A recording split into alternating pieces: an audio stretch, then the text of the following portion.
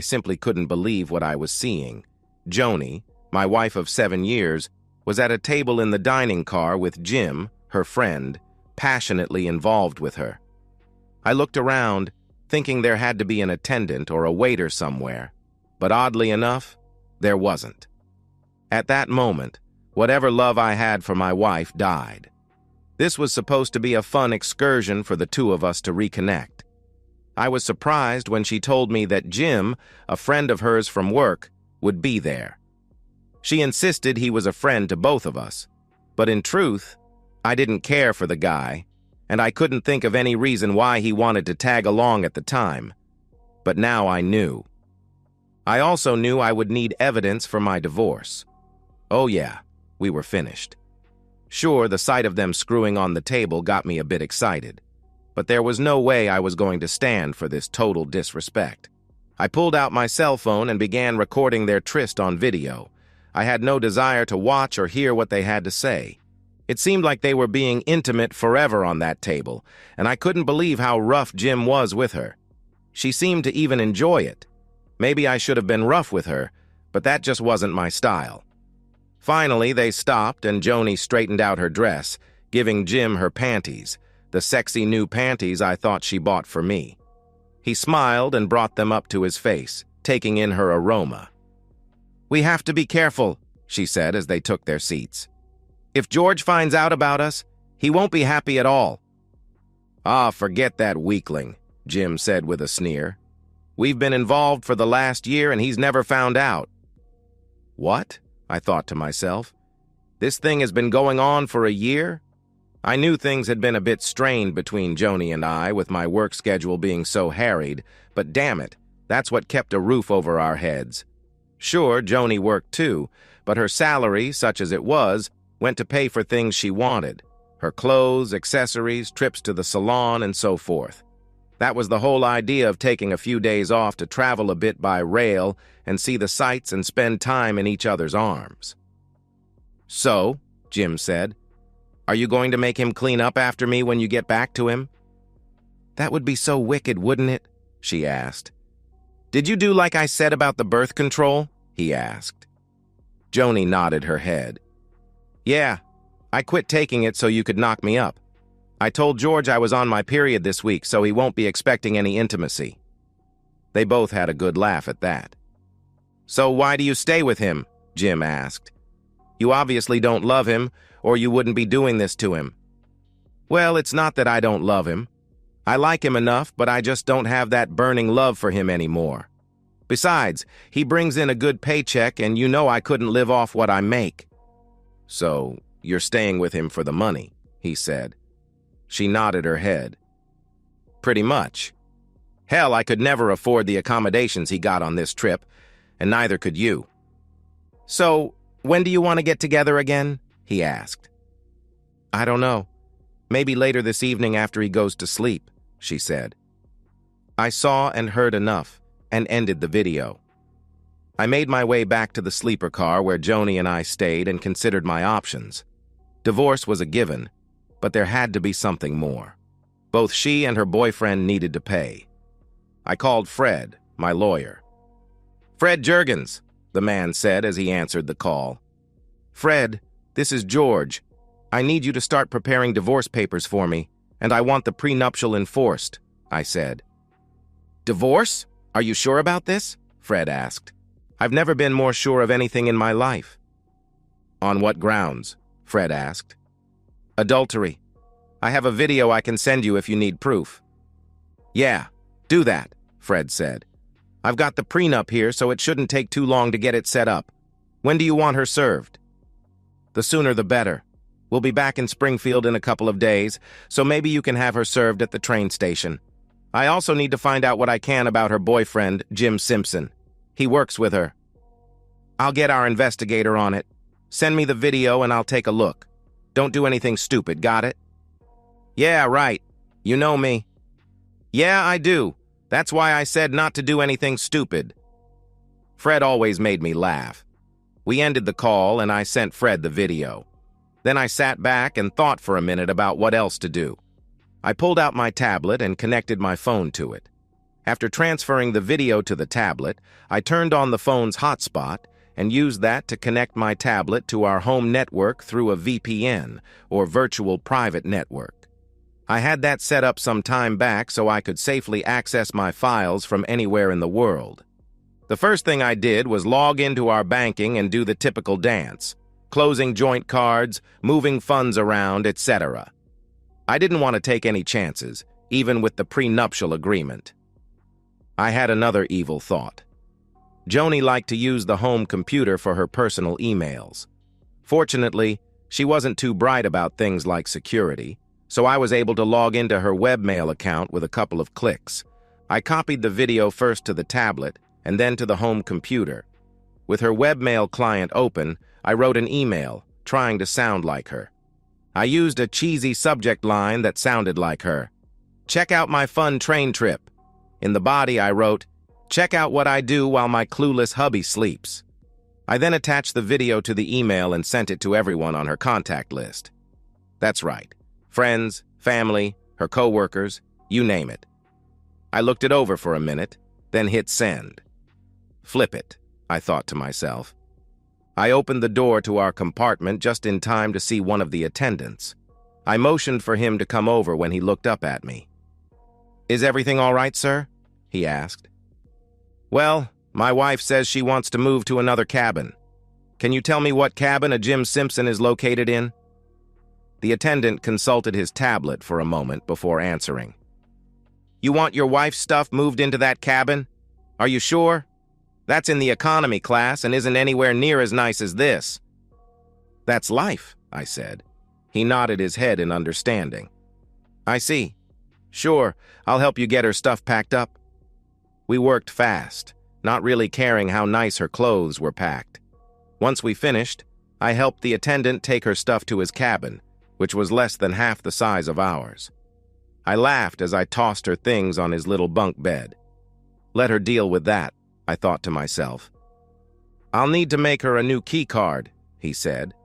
He grabbed a white card out of his pocket and slid it through a magnetic writer connected to his tablet. He looked at me when he finished. "Do you know where she is?" he asked. I nodded my head. "I know where she was the last time I saw her," I said. "Lead on," he said. We made our way through the train and entered the dining car. Joni and Jim were still making goo-goo eyes at each other when we came up to them. I sat down in one of the chairs at the table and the attendant got Joni's attention. "Yes?" she asked, looking perturbed. "I need to give you your new key card and collect the old one." She looked surprised. "What do you mean?" she asked. "Apparently there was a mix-up in cabin assignments, so I need to give you your new key," he said. This guy was as cool as a cucumber, I thought. Aggravated, Joni pulled out her key card and handed it to the attendant. He smiled and gave her the new card. "Thank you. Have a nice trip." He turned and walked away. Joni looked at me, angry. "What the hell are you doing?" she asked. "I'm just making it easier for you and Jim to play around," I said. Her eyes grew wide. "What do you mean?" she asked. "You think I don't know about the two of you?" I asked. Joni started to look nervous. She glanced at Jim, and he looked perturbed. He looked at her key card and noticed the cabin number. "Wait," he said.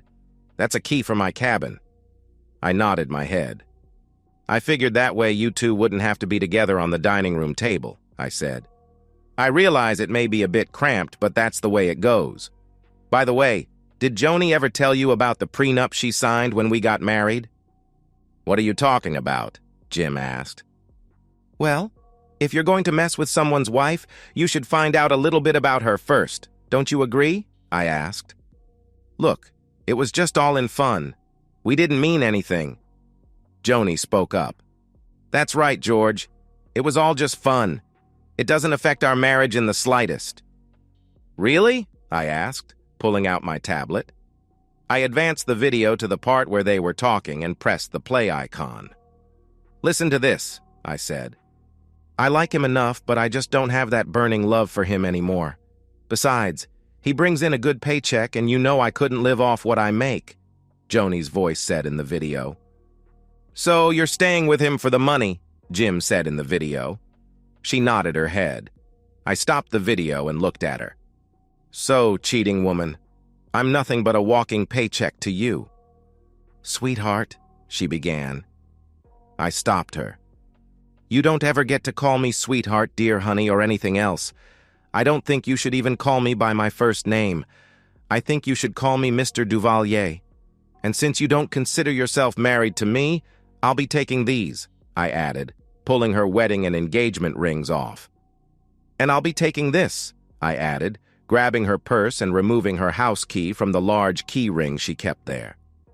I took my wedding ring off and placed it in front of Jim. "You can have this.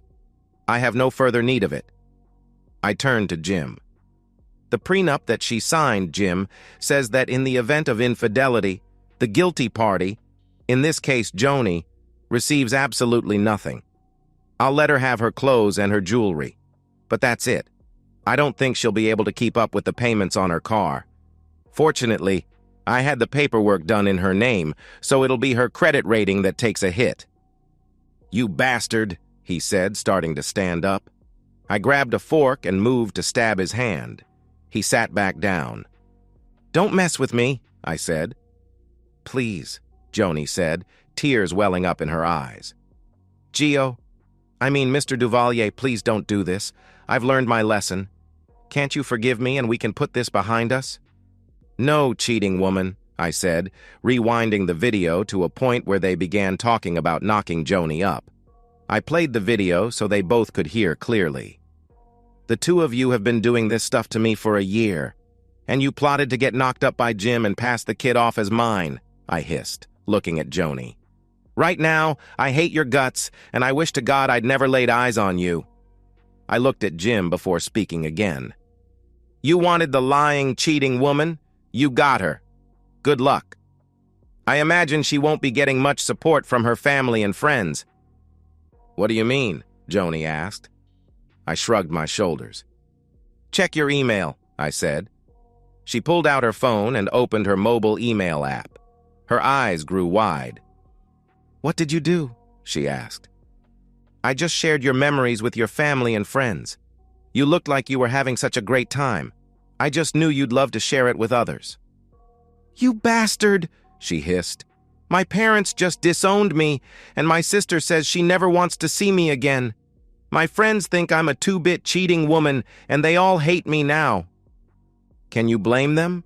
I asked calmly. "I gave you 7 of the best years of my life. I loved you exclusively all that time and never even thought of another woman. Worked my back off for you, bought that big house you just had to have, bought you that new BMW. I never once complained when you spent all of your money on yourself, and I never complained when you went out supposedly to be with the girls. And what did I get in return? You rip my heart out, you cheat on me, and you kill our marriage. So I don't blame them one bit." "Please, just give me another chance," she begged. I shook my head. "No. You could have ended this at any time, but you chose not to. So this is the end of the line. You chose your bed, now you get to sleep in it. I hope it was all worth it to you. I expect you'll be served when we hit Springfield.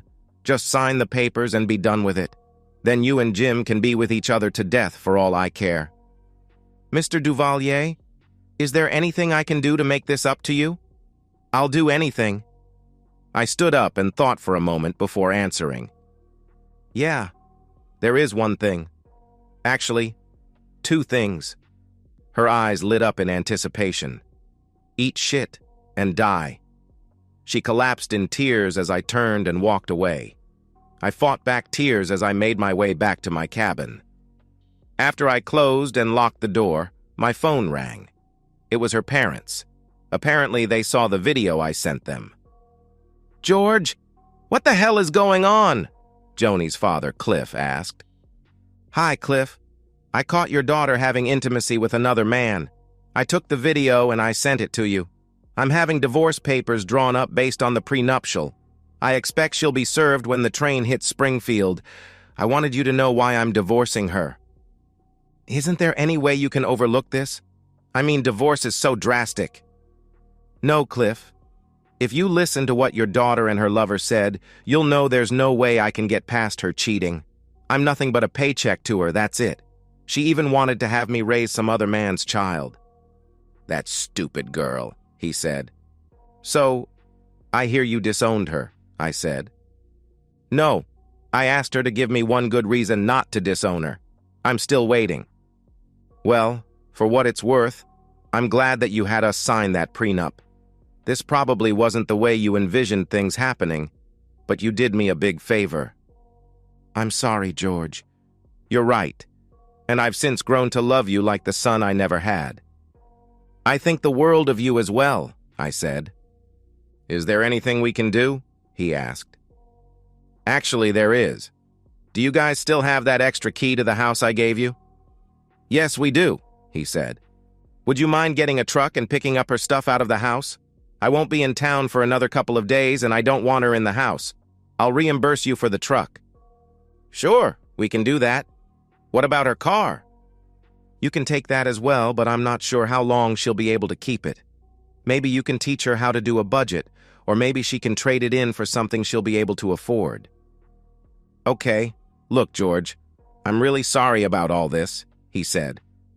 "Not your fault," I said. We said our goodbye and ended the call. The phone rang the second I put it in my pocket. It was Joni's cousin, Lisa. I answered the call. "What do you want, Lisa?" I asked. "So you finally know about Joni?" she asked. "Yeah," I said. "I take it you're going to divorce the no-good woman?" she asked. "Of course. Already have things in the works." "Good. You know I've always had the hots for you." Truth was, I found Lisa to be smoking hot as well, but I was married to her cousin, so that made her off limits. "Well, you're pretty hot yourself," I said. Lisa had this thing about wearing short skirts and tiny ripped short shorts around me, and it always got me excited. "So you have noticed," she said. "Of course," I told her. "So, now that you've kicked the cheating woman out, do you think we can hook up?" she asked. "Maybe once the divorce is final," I replied. "Okay, I understand. I've waited 7 years for you, so I guess I can wait a few more months. Then I'm going to take you to the limit and pleasure you until you finish. I'll see you when you get back." The call ended, leaving me feeling aroused. Something good might come out of all this after all. The next 2 days went by pretty fast for me. Most of my time was spent on the phone. I rarely ventured out of my cabin so I wouldn't have to face the two cheaters. I had heard from Fred, who told me what I suspected. Jim Simpson was a well-known womanizer who had been divorced twice for cheating. His last wife had also filed charges of domestic abuse against him. I figured that Joni would gravitate toward someone like that, but I hoped she would wake up in time and leave him. Shortly before the train pulled into Springfield, Joni knocked on my door. "Who is it?" I asked through the closed door. "It's me, Joni," she said. "What do you want?" "I want my husband back," she cried. "Tough thing, cheating woman. I want a loyal and faithful wife who loves me, but I didn't get that, did I?"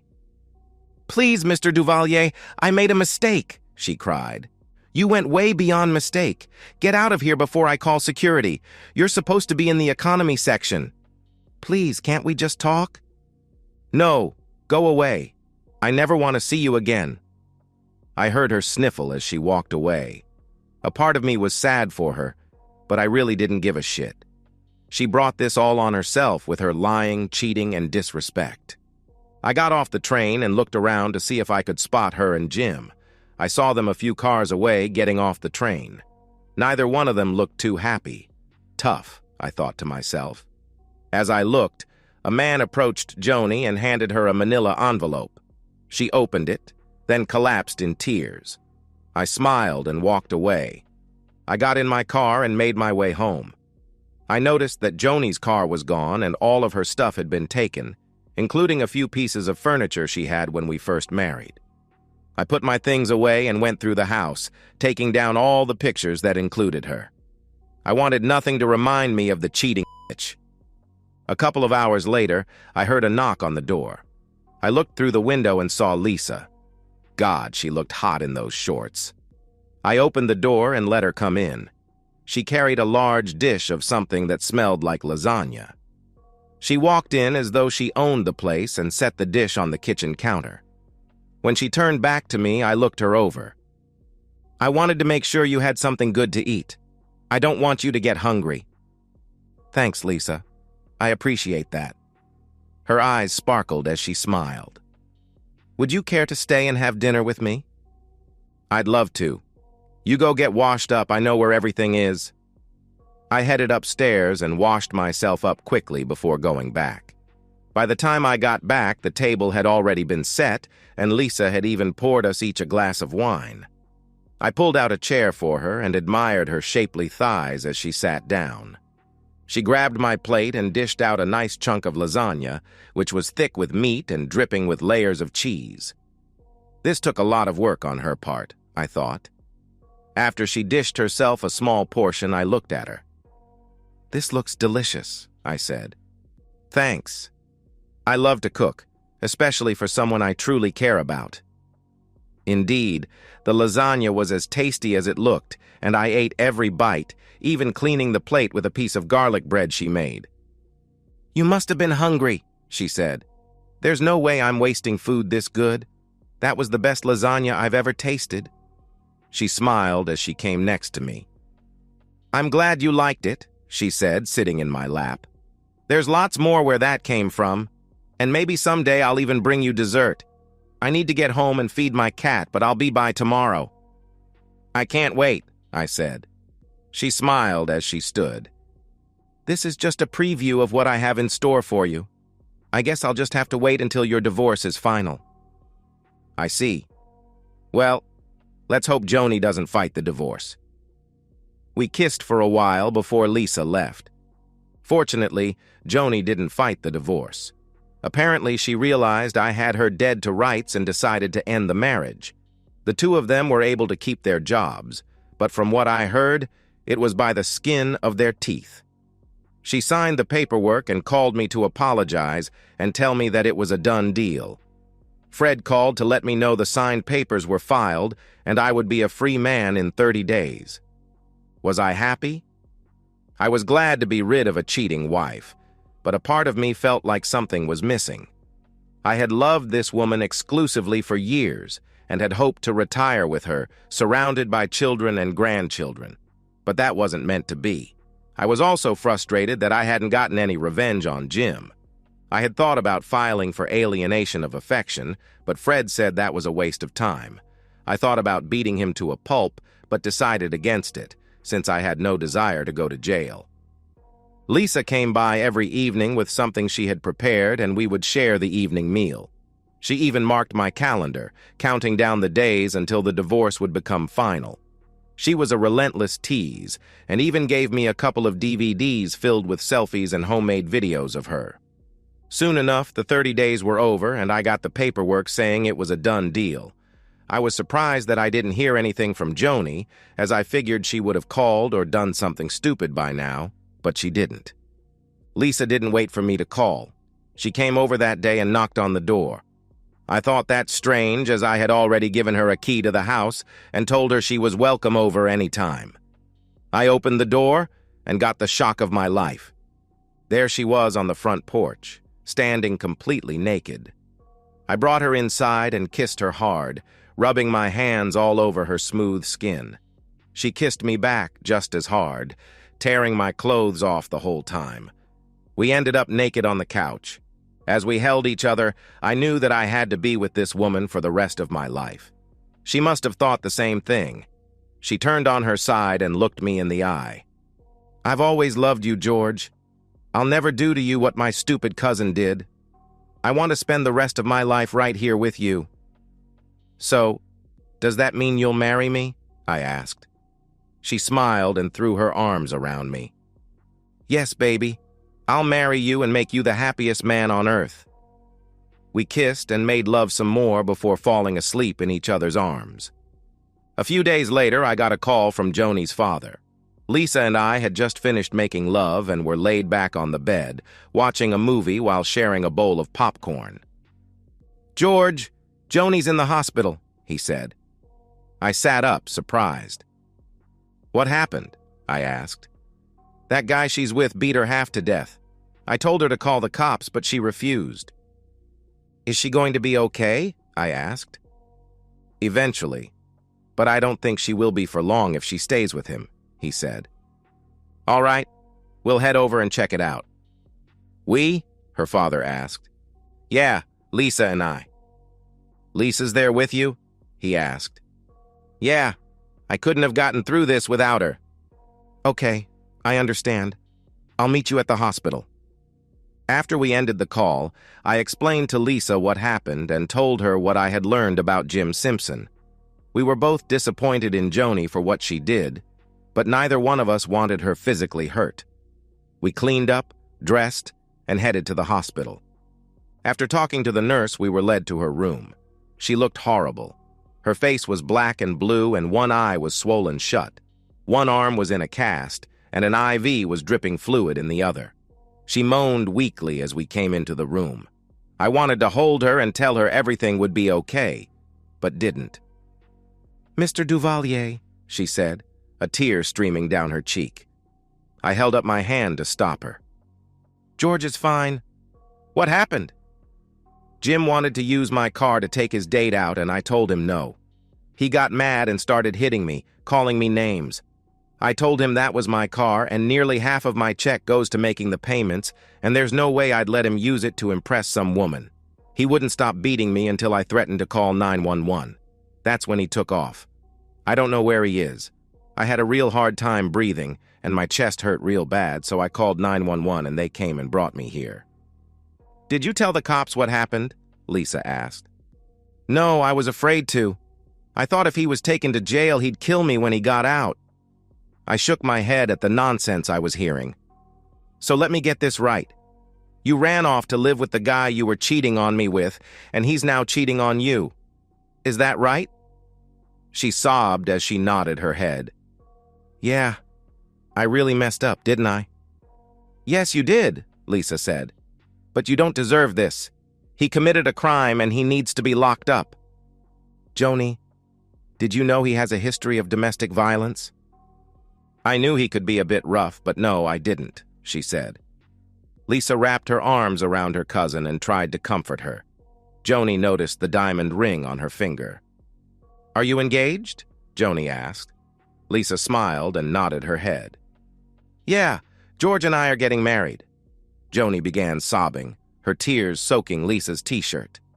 "But you're still my cousin, and I still love you even though I think you're a stupid woman for what you did to George." Just then, Joni's parents came into the room. They were furious when Lisa and I told them what happened. "All right," Cliff told Joni. "We'll stay here with you, and we'll move you back into the house when you get discharged. You'll stay with us until you can get back on your feet." He looked at me and motioned me into the hallway. "What do you know about this Simpson guy?" he asked. I told him what I had learned from Fred, and he nodded his head, taking mental notes. "And you say he works with Joni?" "Yes," I said. He nodded his head some more. "Okay, I'll take care of Simpson. I'm not going to get into it with you. You don't need to know the details, trust me. What's with you and Lisa?" "Well, she helped me get through the divorce and we're now engaged," I said. He smiled as he nodded his head. "I'm not surprised. She's always had a thing for you. Congratulations. At least you'll still be a part of the family." "Thanks. Is there anything I can do to help with Simpson?" He shook his head. "No, I got this covered. Besides, you're going to be married soon, and the last thing Lisa needs is to have her new husband in jail. The less you know, the better." Cliff went down the hall, talking to someone on his cell phone. I headed back into Joni's room. Joni's mother looked at us. "I'll stay with her tonight," she said. "Cliff will arrange to get her things from that man's apartment. Thank you for coming by." "You're welcome," I said, giving her a hug. Joni looked at me with tears in her eyes. "I'm so sorry. For everything. Can you forgive me?" I thought for a moment before speaking. "I think so," I said, cognizant of the two other women looking at me. After all, we're still going to be family. Thank you, she said. I walked over and gave her a goodbye hug. You get well, I said, lightly kissing her forehead. Take good care of him, Joni told Lisa. Lisa smiled and nodded her head. I intend to, she said. We left the hospital and headed home. I had no idea what Cliff had in mind regarding Jim, but I had heard stories about his time in the military. I also knew he had friends in high and low places, so I kept an eye on the local news, even checking the obituaries. I didn't see anything there, but a small story did pop up in the local paper a week later about a man getting mugged and severely beaten outside a local bar. According to the story, the man, identified as Jim Simpson, was confronted by a group of men who ended up breaking 3 of his ribs, his jaw, a kneecap, and an arm. The story also said something about his testicles getting severely injured. I had to laugh at that. Cliff got Joni's things from the apartment and moved her back into his home. Her parents hated what she did to me, but she was still their daughter, and they still loved her. Lisa and I married a couple of months later. Since her parents had died several years ago in a car crash, Cliff walked her down the aisle and shook my hand. Joni came with her parents and cried as the preacher pronounced us husband and wife. We had a great honeymoon in Las Vegas, where Lisa screwed my brains out as often as she could. After we got back, we moved her things into the house. She decided that since I made more than enough for the 2 of us, she would quit her job. I have a new job now, she told me. What's that? I asked. Keeping you happy, she said with a wicked smile. And she did. Then one day a few months later, she hit me up with the 4 words every husband dreads. We need to talk, she said after I came home from work. Is something wrong? I asked, dreading her response. Well, we'll need to remodel one of the bedrooms. Why? I asked. She smiled. Because you're going to be a daddy. I jumped for joy and wrapped her in my arms, covering her face with kisses. Are you happy? She asked. I'm the happiest man in the world. Then take me upstairs and show me just how happy you are, big guy. Yeah, I thought. Sometimes life hands you lemons, and sometimes you get something much better in return. And that's the end of today's story. If you enjoyed it, please give this video a thumbs up and drop a comment below. Your support helps the algorithm push my content further. If you're new to the channel, don't forget to hit that subscribe button. It really helps me keep creating more stories for you. Thanks for watching, and I'll see you in the next one.